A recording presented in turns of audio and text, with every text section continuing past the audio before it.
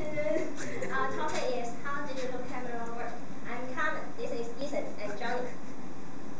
So, as we learned that CD, DVD, HD, TV, MP3, and DVR convert some conventional analog information into some digital information. It means that turns into 1 or 0 and bits.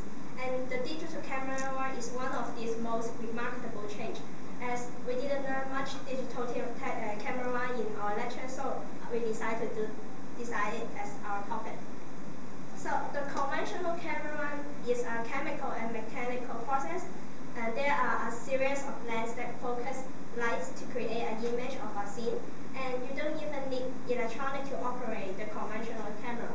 However, on the other hand, the digital camera has a built-in computer and then use some semiconductor device to broadcast the light electronically and break this electronic information down into the digital data, into the digital image. And there has a long string of ones and zeros that represent all the tiny colored dots. So there are some sensors used to convert the lights into electronical charges. These are the most common ones, CCD and CMOS. And then when compare these two, the second one will consume little power, but the first one can provide a higher quality pixels. So resolution is a term used in the digital camera. It means that the amount of detail that a camera can capture and measured in pixels.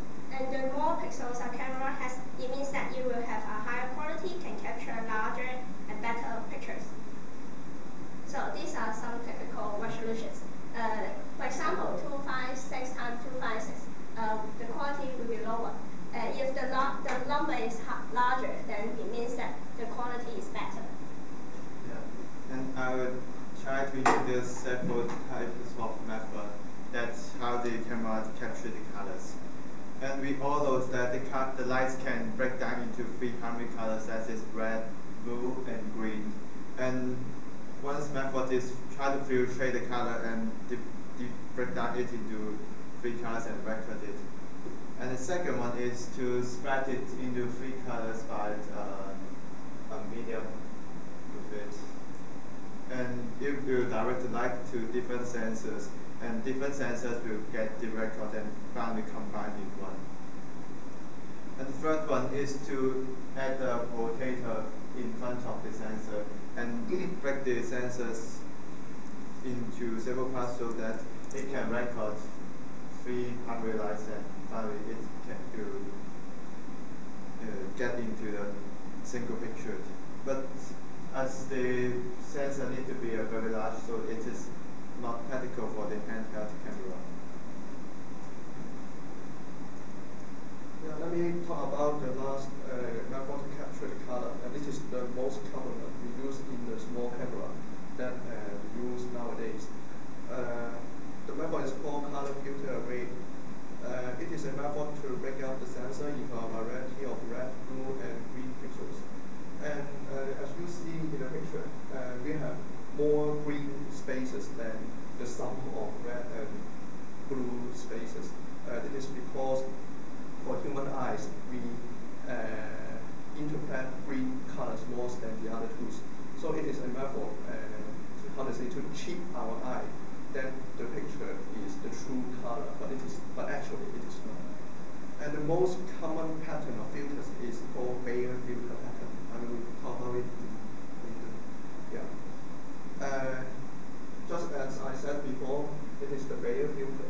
It is alternates a row of red and green filters with a row of blue and green filters. And the pixels are not evenly divided because the human eye is not equally sensitive to all 3 colors. And as I said before, we are more sensitive to green color.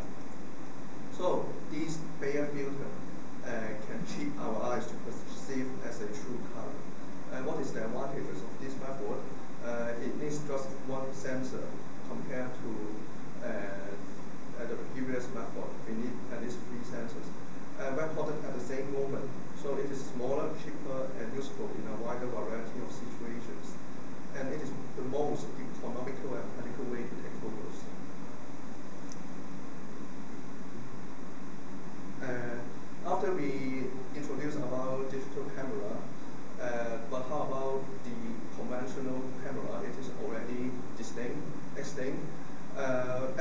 film still provides better picture quality.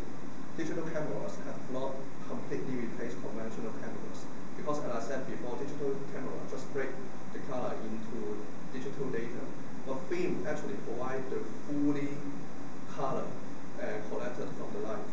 So digital imaging technology has improved, and digital cameras have rapidly become more popular. Thank you.